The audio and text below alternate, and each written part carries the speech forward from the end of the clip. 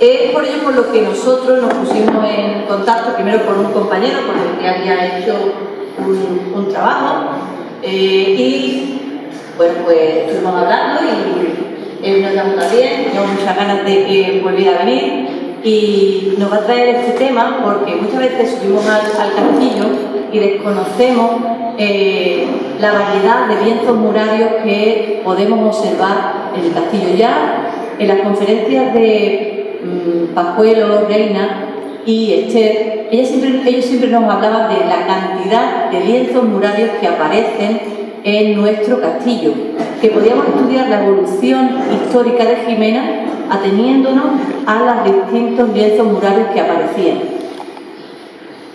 Es, por tanto, una conferencia que creo que va a ser muy enriquecedora, porque cuando volvamos esta tarde, sobre las 4:30 o 5, también, gracias a él, vamos a hacer esa visita, vamos a ver in situ lo que ahora él nos va a comentar, podemos ir apreciando toda esa evolución que ha tenido nuestro castillo.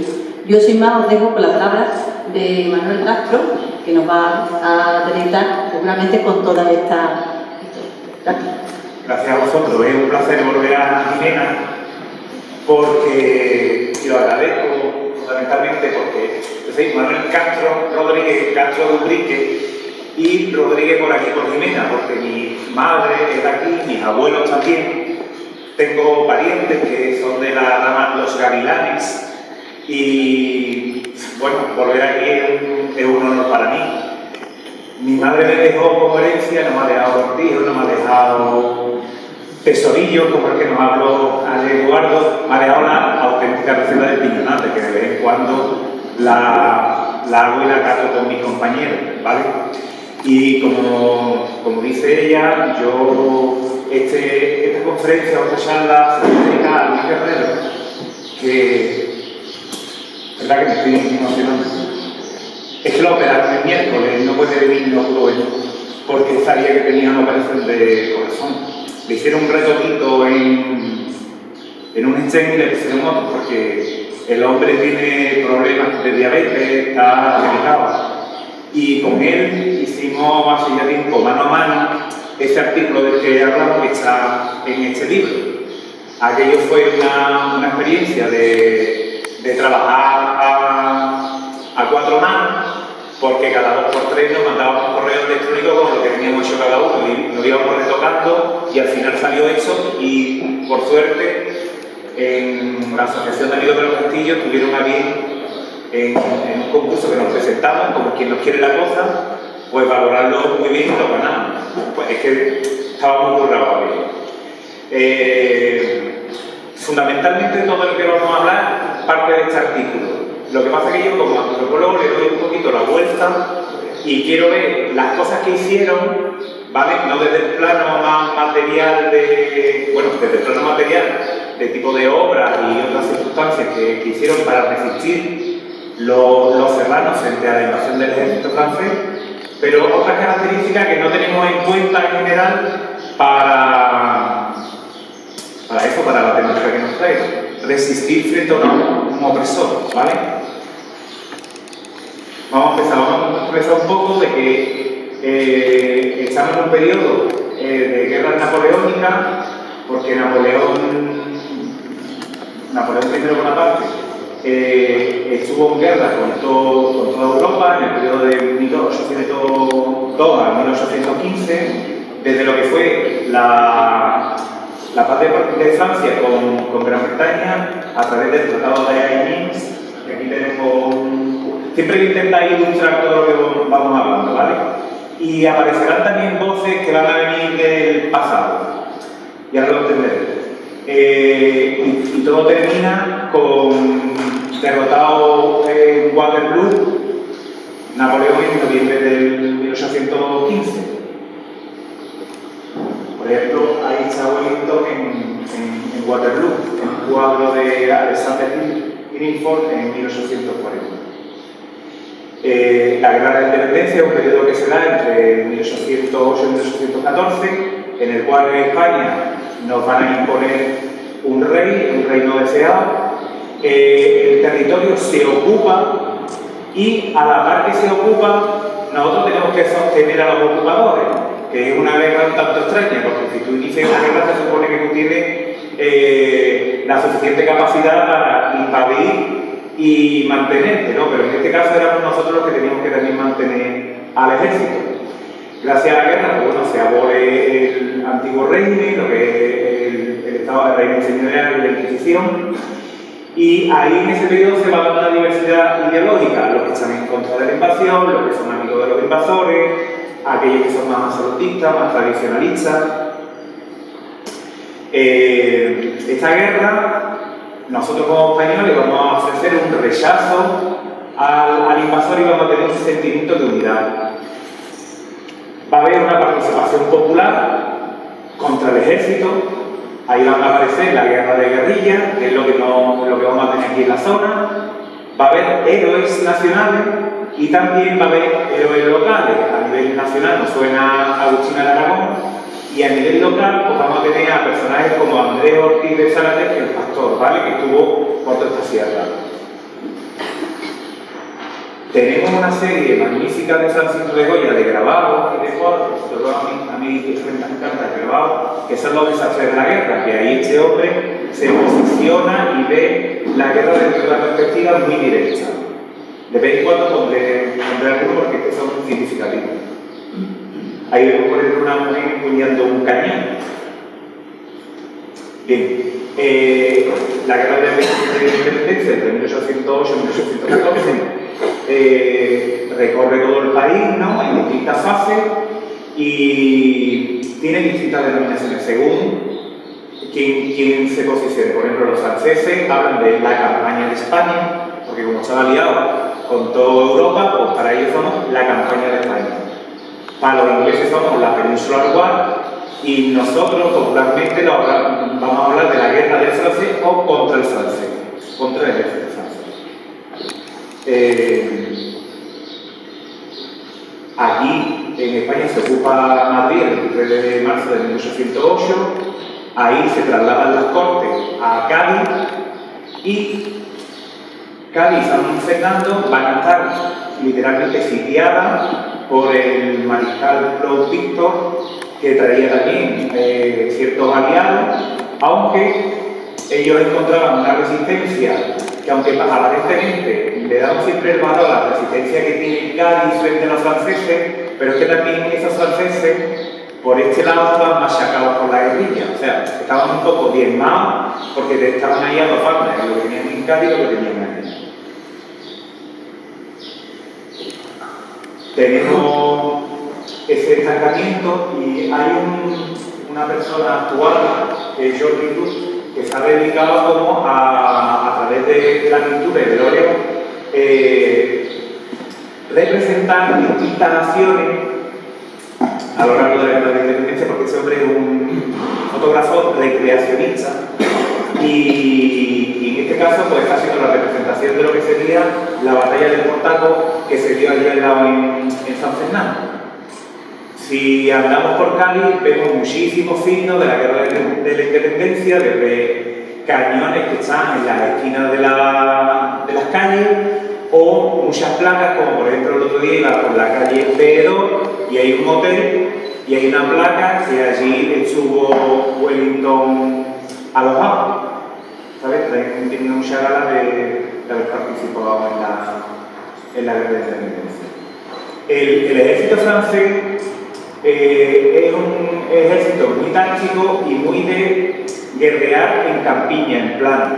Se va a encontrar con un problemón, ahora lo veremos, cuando ya intentaba entrarse en la sierra. ¿Por qué? Porque no tiene conocimiento del terreno y en contrapartida sí que los serranos, los que estamos aquí, conocemos y nos movemos muy rápido por caminos, por zonas que para ellos no dominan y no controlan.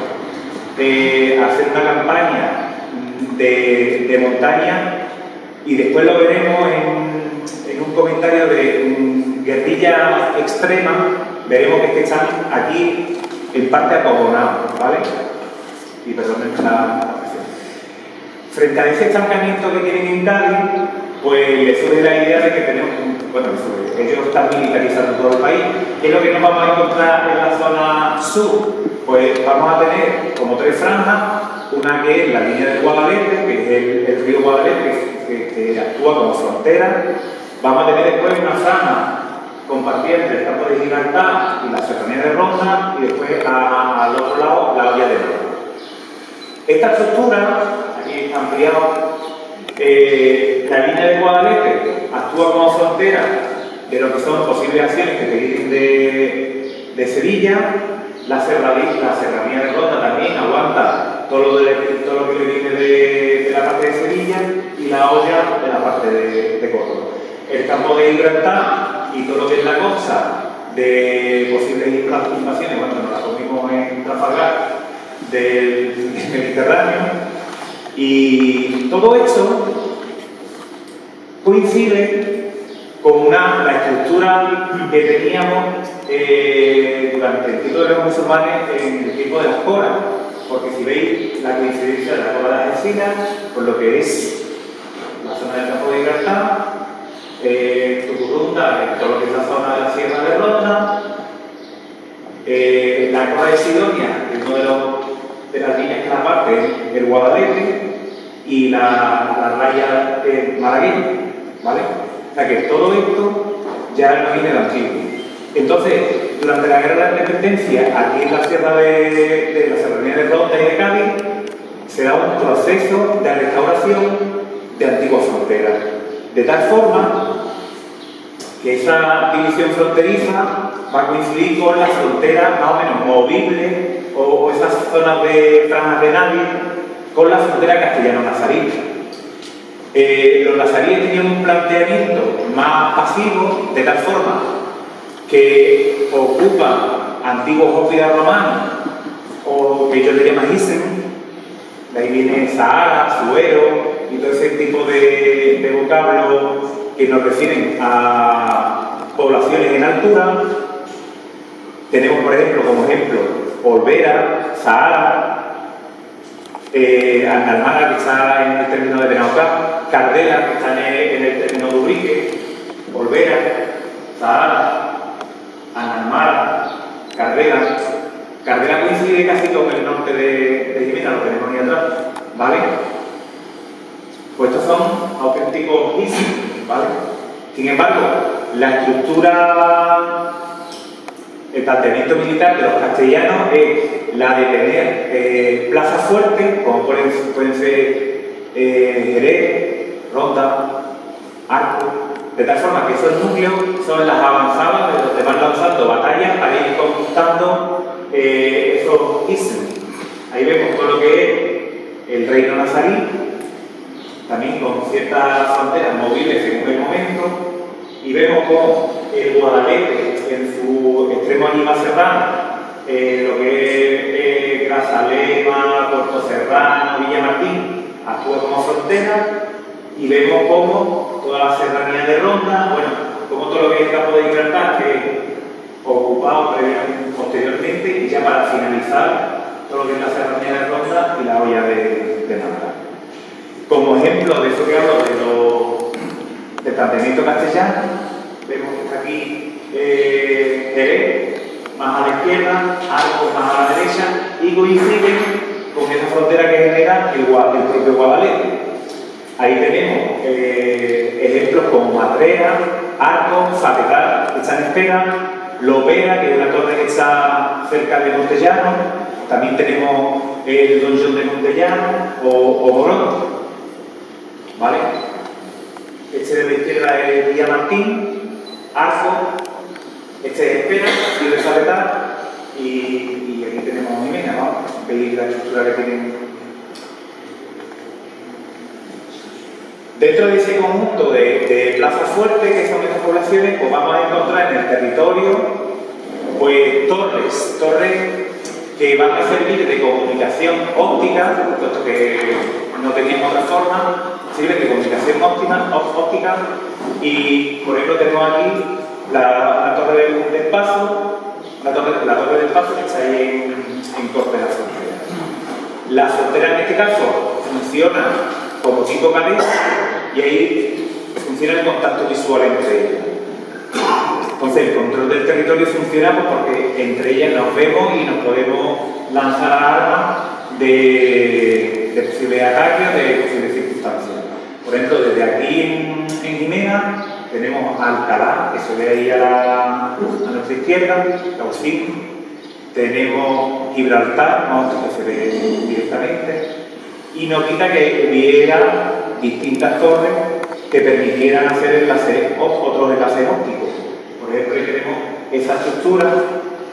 Por ejemplo, esto es Cardela, esto es Analmar, que está en Benaucá, y lo bueno que tiene Analmar es que se ve Benaucá y se ve Ocuri, que está en Ubrique. Desde Analmar se ve, por ejemplo, Andrea, Villamartín. Desde Villamartín se ve una parte de Arcos. También se ve Fatetá, se ve Espera. Para esta parte, seguro que está visualmente enlazada con la Torre del Paso y con esta zona, ¿vale? Se ve Ronda, aquí yo tengo a la derecha, pues de alguna forma se ve Ronda, ¿por qué? Porque está conectado a Sahara, está conectado con Olvera, ¿vale? Esto es una frontera tipo cadena. Bien, yo como aparejador a mí hay una cosa que me gusta, cada loco con su tema. A mí me encantan los planos.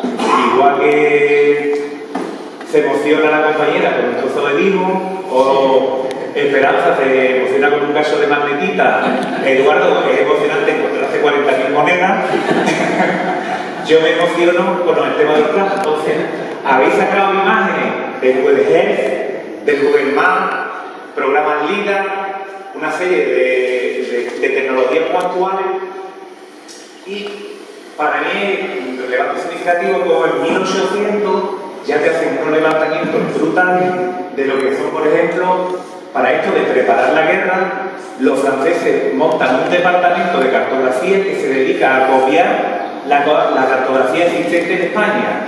¿Por qué? Pues porque necesitan información, por dónde van a entrar, por dónde se van a salir, ¿vale? Y ellos tienen, pues, de esta época, parte del sistema biétrico de representación, en el que vamos a ver cuál es un ejemplo de planta y alzado, y son perfectos. Y dices, hostia, esto lo hacían con brújula, con cadena, con barómetro, con teodolito y taquímetro de aquella época, que no son estaciones totales, no son GPS. O sea, y hay una profesionalidad brutal.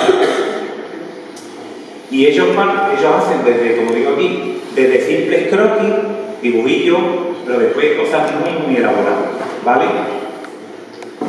Fijaros con el Google Maps lo que es el Guadalete, pues para ello se dedican durante un tiempo cartógrafos que después nombraré, como por ejemplo Mapuey o Teruel, a cartografiar más o menos rápidamente, estos son simples croquis, de los accidentes geográficos que se van a encontrar a lo largo del Guadalete, ¿vale?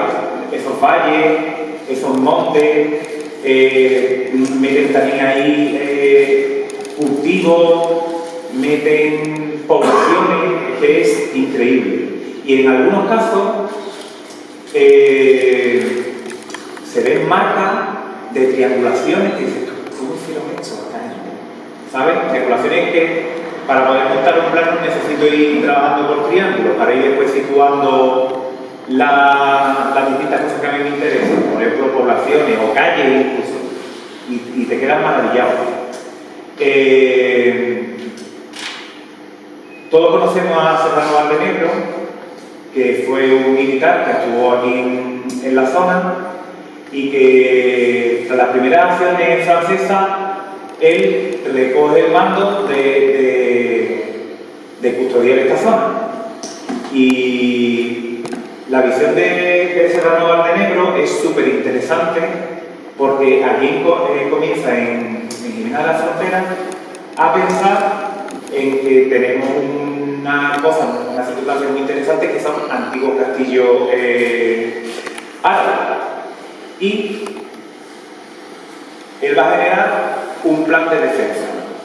Traigo estas imágenes porque mira, esto es... Yo he ido cogiendo cosas del internet de un chaval que se llama Daniel González, que tiene una lista de línea, ¿no?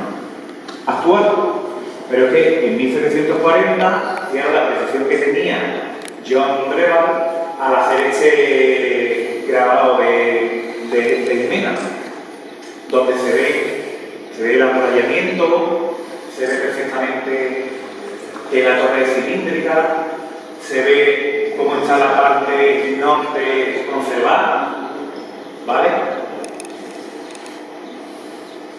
Bien, Serrano Valdebebro, pues bueno, tiene un jefe que es Lazi, y vamos a escuchar Lazi.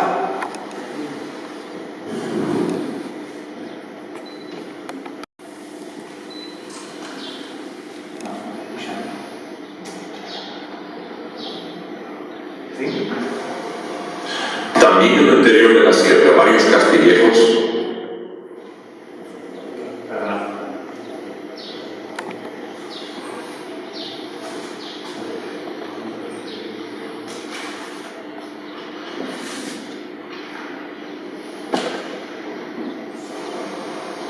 También en el interior de la sierra varios castillejos, antiguo vestigio de los moros, colocados los más en parajes casi inaccesibles.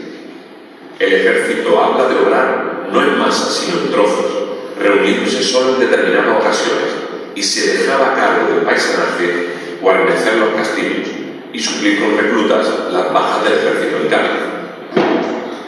Fijaros, hay una foto entre 1870 y 1890 de George Washington, de cómo estaba el castillo en aquella época, ¿vale? Lo que nos viene a decir Lazi con la idea de Serrano Valdebebro es que vamos a reutilizar los recursos que tenemos para defender. De tal forma que sean los propios pobladores los que mantengan los castillos y las tropas anden por ahí haciendo lo que tienen que hacer, que es defender. Fijaros por ejemplo en este plano. Él lo llama de croquis de las inmediaciones del castillo de Jimena. Lo hizo Tomás Manuel Teruel en 1813. Si le diéramos al sur, es que se ve claramente la planta del castillo, la orientación, lo que es la brújula, la cosa del oriente no está bien orientada, pero sí que está bien orientado lo que es el castillo, todo lo que es la población existente en aquel momento. Y aquí, por ejemplo, vamos a hacer mención a Tomás Manuel Teruel, que fue un gran cartógrafo, era militar, nació en Jaén, en Rus, y murió en Granada.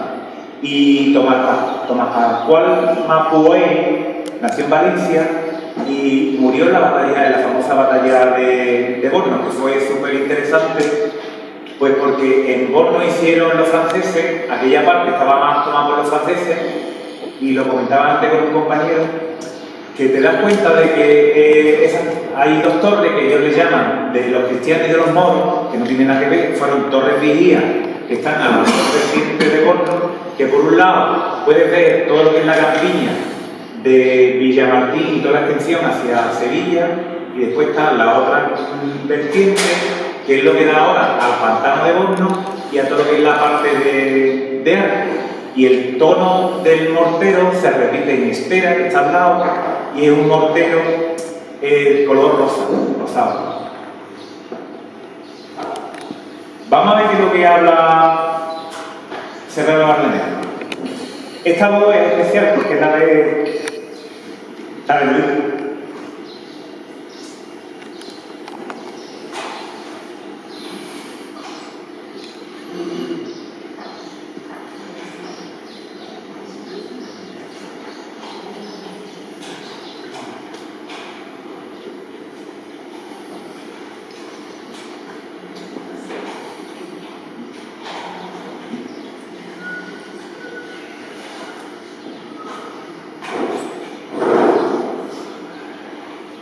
Es que no tiene información de abrir.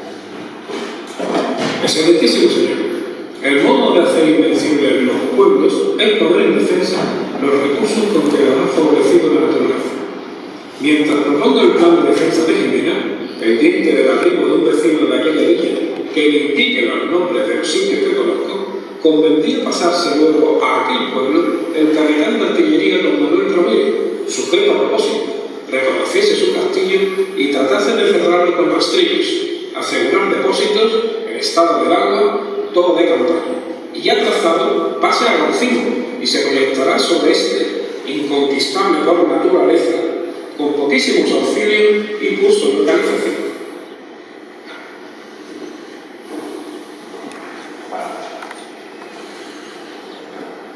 Bien, lo que está hablando Fernando Valdenegro es que vamos a organizar todo lo que es ese castillo, vamos a repararlo, porque el ejército francés, que después lo escucharemos, podría entrar por aquí por todos sus flancos. Esto estaba hecho mixto y claro, ve la urgencia de esas reparaciones, pues porque hay depósitos de agua, se pueden hacer muchas cosas aquí y después lo veremos en la visita. Por eso dice, sus obras son obras pequeñas pero de grandísimas ventajas y no admiten dilación. Vamos que nos vamos. Excelentísimo señor.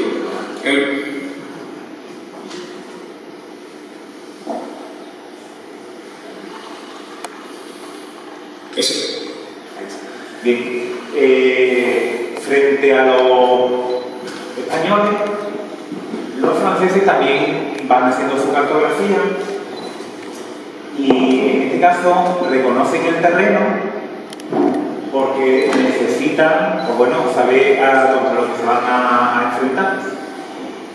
En el plan de Jimena reproducen el castillo, ¿veis ahí?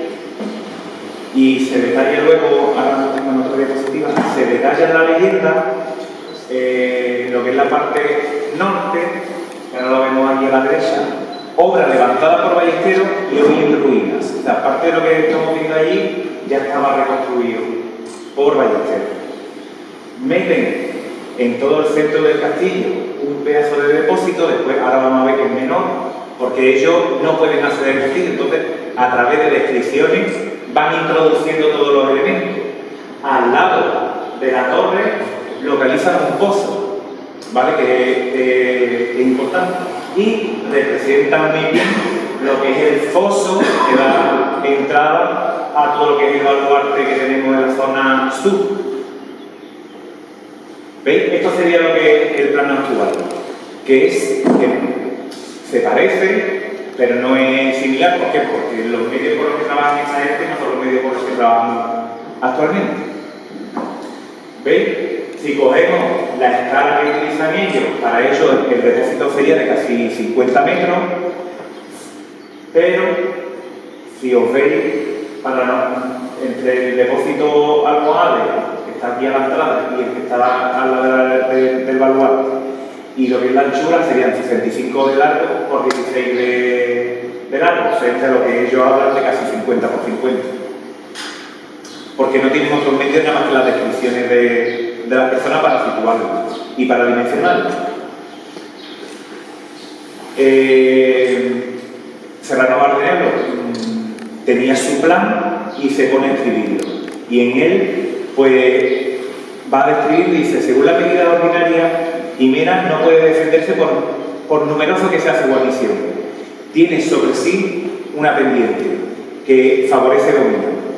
El origen es un edificio de moro que le sirve de montera, dominando la villa. No obstante, su estado era lamentable y confirma que el antiguo castillo está abandonado y el enemigo entra por su flanco, como por su casa. Entonces empieza a proponer, poniendo buenos rastrillos a las dos entradas, a la este y a la oeste, y tapando según algún que otro portillo. ¿Por qué? Pues porque en ciertas zonas hacían huecos para poder acceder con alevosía, en zonas más discretas. De hecho, por ejemplo, el castillo, en planos de 1900, está dentro del pueblo, pero todo lo que es la parte del cementerio, la parte del alcázar, no existe en los planos. Está como baldía, ahí había campo, lo cultivarían y no estaba integrado dentro de lo que es la población. Sigue contando Serrano Valdenegro.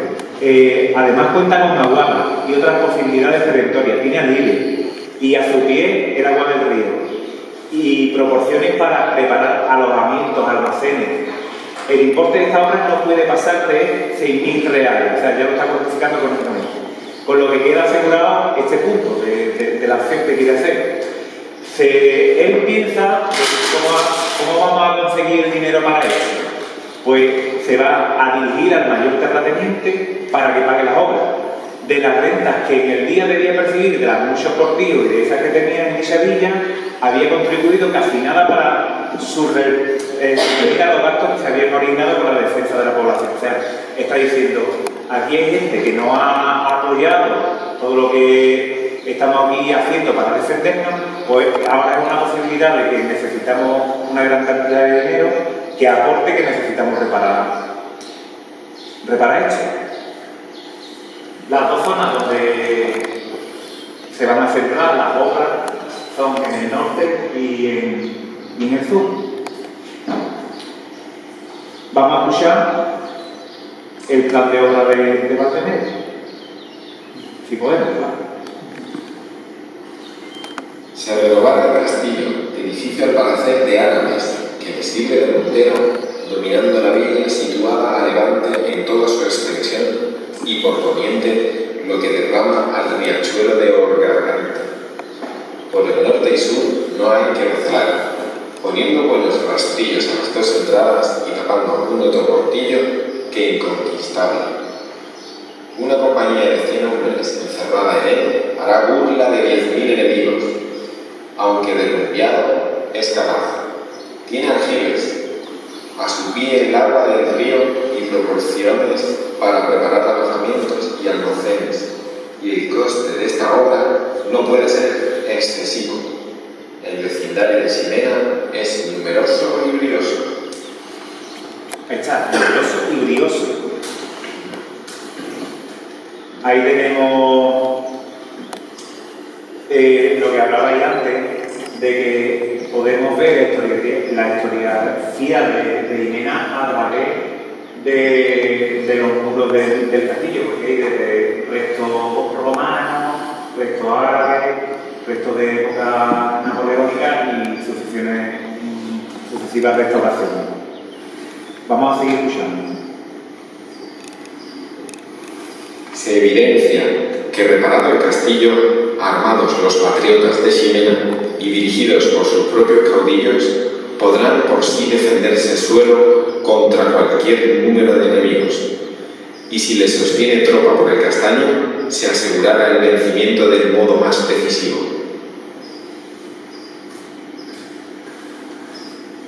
Lo que nosotros vamos a ver, lo que está en ese color verdecito, que es el recrecimiento de los muros que vienen de época árabe, en el cual le meten toda esa higuera para que en ángulo dominar el ángulo de disparo.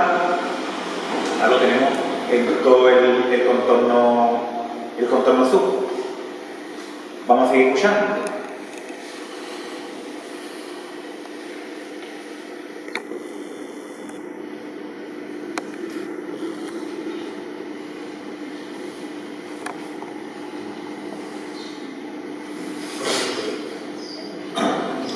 Me tiene que ver por aquí.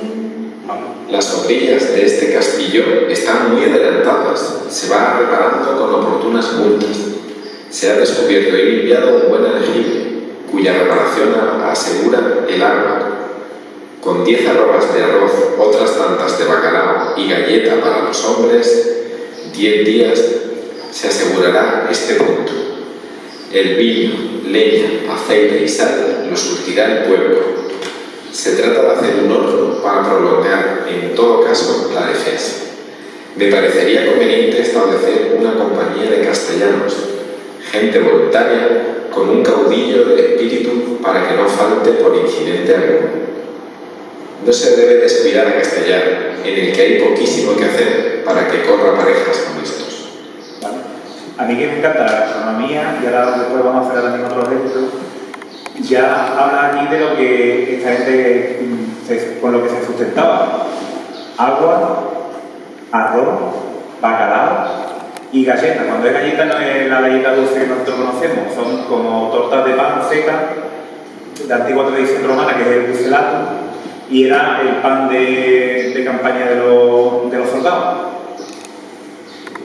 Vamos a ver el planteamiento de muchos baluartes y de mucha fortaleza del sistema que tenemos en Jimena, de controlar el ángulo de tiro, como por dentro es muy estrecho, pero que se va abriendo para poder mover los fusiles o los cañones, para poder asegurar, en este caso, las que tenemos en la entrada de aquí del flanco este y la del flanco oeste. Aquí, por ejemplo, tenemos este es el castillo de las Almaras, eso está en Benocá, y lo traigo sobre todo por el tema gastronómico. Fijaros en qué condiciones estaban estos pobres. Vamos a escuchar a un militar que reconoció la zona.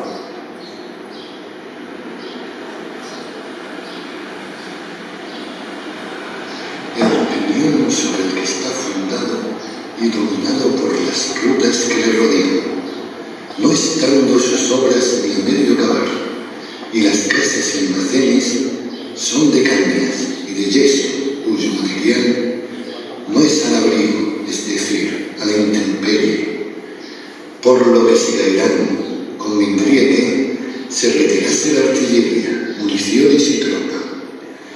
La tropa que guarnece el castillo consiste en el gobernador y en asistente, uno y otro sin cuerpo, un soldado de artillería, que por su situación se conoce que nadie sabe de él, y 3 soldados inválidos, hechos unos alanes. El oficial, en 14 meses, no ha recibido más que una paga. La ración diaria que se suministra a la guarnición es de 1 libra de galleta, 4 onzas de arroz y 6 de bacalao, sin aceite, porque se haga un crudo. O sea, tenemos a 5 personas que están guarneciendo un castillo que se cae. Y traigo el ejemplo este porque coincide de que este castillo, y ahora lo vamos a escuchar, es como una despensa, está un poco apartado de lo que es lo gordo de la guerra, y a ellos les va a servir como almacén. Es de los pocos ejemplos que tenemos que se ve claramente que es un almacén. Y fijaros que con 1 libra, 250 gramos, 4 onzas de arroz y 6 de bacalao y sin aceite, o sea, que ese era su sustento, el mazorca, vamos.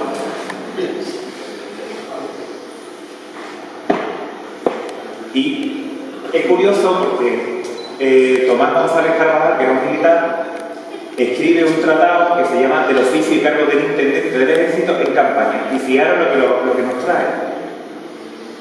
El origen del vocablo tapa puede que venga de aquí. Etapa es voz militar tomada en francés, que vale lo mismo que ración, y entre nosotros se ha solido usar con mucha variedad, llamándose alguna vez etapa un pedazo de queso con alguna galleta y un trago de aguardiente o vino, que se haya repartido en la tropa el día de fatiga. Es una tapa, ¿no? Un cacho de queso con vino y un cacho de pan, porque no tenían otra cosa. Puede que el origen de la palabra, nuestra palabra tapa, a de que también hay otras leyendas que la sitúan en Cádiz y tal y cual, puede que venga del francés.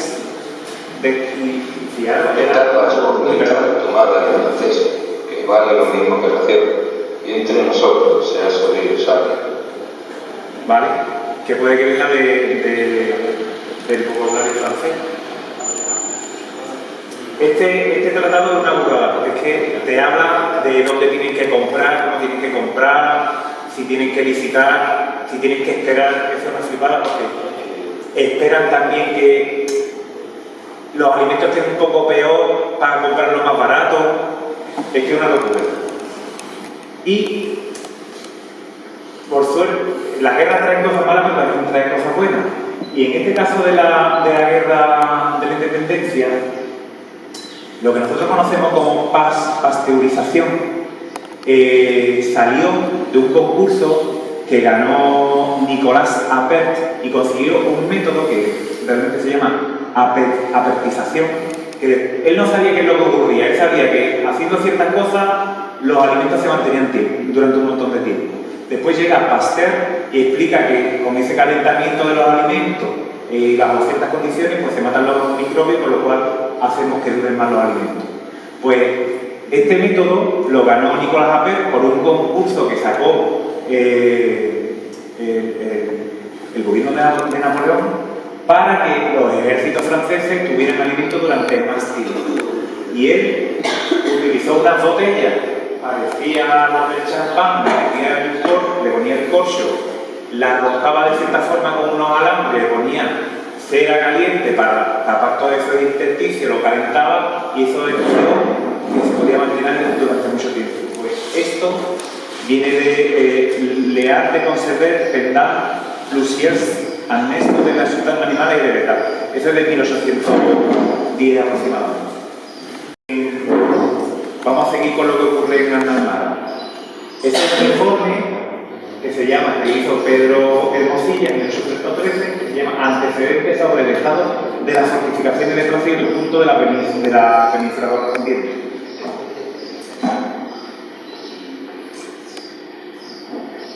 Y los víveres que existen para este suministro son 428 arrobas de galleta, 8 íden de bacalao, 1 íden y 21 libras de arroz.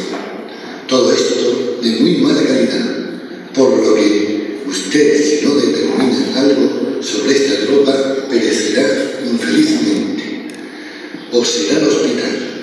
También existen 38 barriles de ron, pero de esta especie no toman ración, por si la justa y debida opinión que eligió este punto, que aquel paraje no lo elegía de almacén de víveres, y fortificándolo en disposición, para observar de más de cerca el enemigo. Esto es un poco contradictorio porque realmente Arnalmara está fuera de todo camino más o menos importante para esa guerra, ¿vale? Esa cantidad de alimento era para almacenar y saber de que si había alguna historia, sé de dónde coger alimentación. ¿Veis? Ahí son dos imágenes. Esa banquita y esa plataforma es de época francesa. Y ese es el estado en el que tenemos ahora Arnalmara, que es de origen romano, ¿vale? Ahí hay un depósito de agua y es francamente móvil, ¿no? Es francamente inaccesible. Gaucín, que lo tenemos aquí atrás, también importante, veis un poquito más acelerado, que ya son las 2:04. Fijaros, con Google Earth, con Google Maps, en este caso, la planta del castillo y el croquis que hace del castillo de Gaucín, que es lo que fascina, ¿no? De la visión que tenían en planta de los elementos que estaban dibujando. O fijaros aquella imagen, por ejemplo, que científicamente hace un perfil perfecto de todas las estructuras que se encuentran allí. Y este plano, por ejemplo, para mí me resulta muy interesante porque son los planos de obra de unos barracones que van a construir allí en Gaucín, con su plantita, su alzado, su sección, lo que le enseñamos ahora mismo en mi departamento a los chavales. ¿Vale? Castellar, que también hay croquis y bastantes planos. La población. Alcalá, que es súper importante también, que es un sitio de entrada y salida de los ejércitos, y lo traigo porque los franceses tenían una costumbre que para que no reutilizaran las estructuras las dinamitaban, y Alcalá fue una de ellas. Intentaron repararla, pero ya terminó la guerra. A los 5 meses de intentar repararla terminó la guerra. Fijaros el plano con las calles, ahí se ven marcas de triangulaciones, que es lo que decía antes. Meten muy bien el tema de las escalas, o sea, ya tienen esos conceptos a nivel de planos, de cartografía. ¿Vale? Hemos hablado en toda esa resistencia del tema de poliorcética, de cómo reutilizan los castillos, cómo controlan el territorio, cómo utilizan la cartografía como forma de resistencia, y vamos a ir terminando con guerra de guerrillas, espionaje, guerra psicológica incluso, origen de algunas leyendas.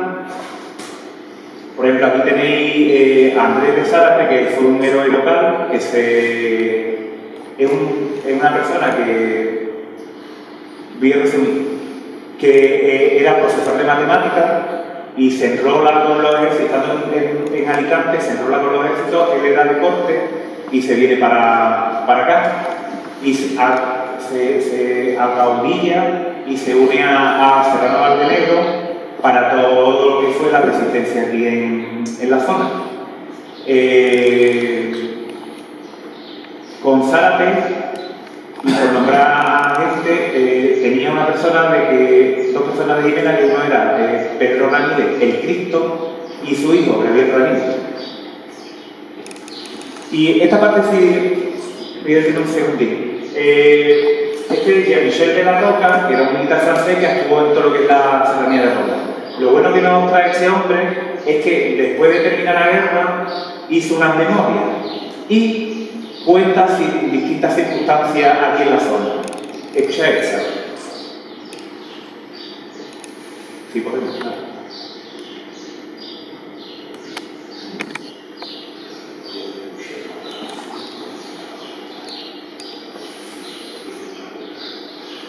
Las guarniciones que habían dejado para dominar el país a lo largo de los caminos eran atacadas una y otra vez. Para su seguridad se habían visto obligadas a construir pequeñas ciudadelas, restaurando viejos castillos, ruinas, sitios en alto. En ocasiones estos castillos eran los restos de fuertes que habían levantado siglos antes de los romanos o los moros con el mismo objetivo. En la planicie, los puestos de correspondencia fortificaban una o dos casas a la entrada de la localidad a fin de estar tranquilos durante la noche o encerrarse cuando se les amenazaba. El plan de Serrano Valdenegro de restaurar los castillos nos lo describe este hombre, de que los españoles estamos restaurando castillos. Este hombre sigue y fíjate lo que dice. Los centinelas no siempre se atrevían a quedarse fuera del recinto fortificado por temor a ser atados.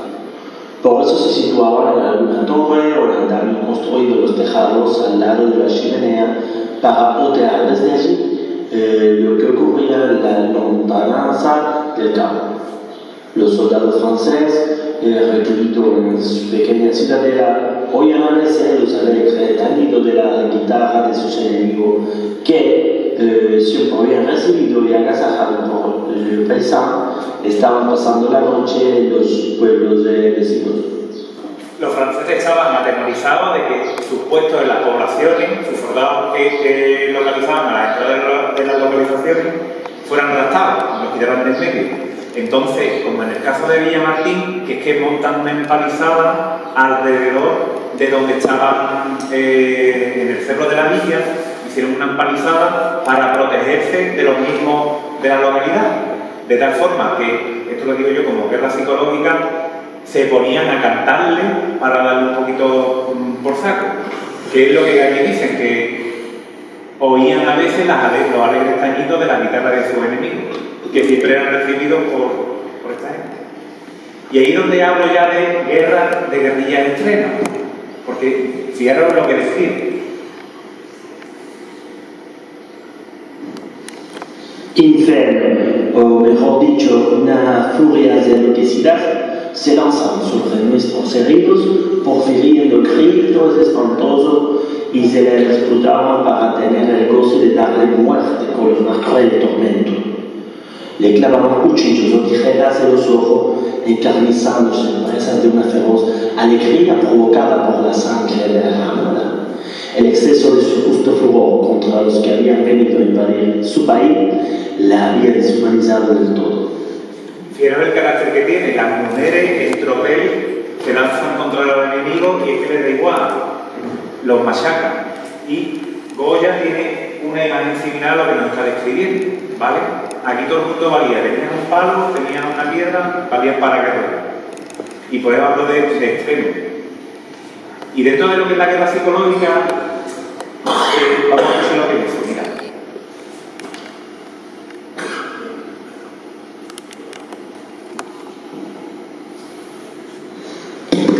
Cuando la noche arribe, vimos que se encendía la montaña inmediata y la multitud de hogueras. La ilusión producida por la oscuridad acercaba a nosotros los fuegos más distantes y parecía que estábamos cercados de un círculo de llama. El enemigo acababa de tomar posición alrededor de la ciudad para atacarnos al día siguiente. Esto era en ronda. Le hacían candelas alrededor para atemorizarlo. Después lo mismo no tenían nada. Pero hacían sus candelas para dejarlo ahí. Este, por ejemplo, es la portada de un libro de Manuel Santacana que es La guerra de independencia vista por los británicos. He intentado localizar el original, pero no sé si se ve aquí. Es una candela ahí en medio del bosque, ¿vale? Que es lo que vengo a representar. Esto, por ejemplo, me viene a mi pueblo, a Urique, es origen de una leyenda. Nosotros tenemos ahí una fiesta que se llama la Crudía de los Gamones, en la que cogemos gamones, los metemos en la hoguera, le damos al suelo, los calentamos, le damos al suelo. Eso suena como un crudío, un explosivo. Pues una de las distintas leyendas habla de que durante la guerra de la independencia los uriqueños espantaron al ejército francés, las distintas entradas que tuvieron, pues haciendo fogata y utilizando los gamones. A mí no me cuadra con la fecha de entrada y salida y cuando están los gamones bien, pero bueno, está ahí la leyenda, ¿vale? Y ya dos cosas para terminar. Agradezco a las voces de Manolo Cabeza, Francisco Mora, Pedro Borges, Luis Javier, Antonio Sánchez y Ángel Gómez, que han dado voz a los distintos militares que he ido presentando, ¿vale? Y ya para terminar, como seña de identidad, y esto lo voy a leer porque una de las mayores resistencias ha sido la memoria colectiva, de tal forma que la resistencia contra el francés es y será seña de identidad de muchos de los pueblos que combatieron activamente, como en el caso de Jimena. Hay muchas asociaciones recreacionistas que, partiendo de la guerra de independencia, o por ejemplo, esto es Algodonales, esto es Ronda, con el tema de Ronda romántica, esto es lo que tienen ahí liado, que es precioso, o por ejemplo, esto que es en el bosque, toman esas circunstancias que se dieron en los 1810, 1812 y lo toman como señal de identidad porque ellos fueron resistencia contra ese ejército de opresor. Y aquí en Jimena lo tenéis a huevo, lo veo ahí, para que después de vestidos de Romana en octubre localicemos fechas y vemos cuándo fueron los franceses y cuándo se hizo el plan de defensa, que aquí está en francés, ¿vale? Y gracias por vuestra atención.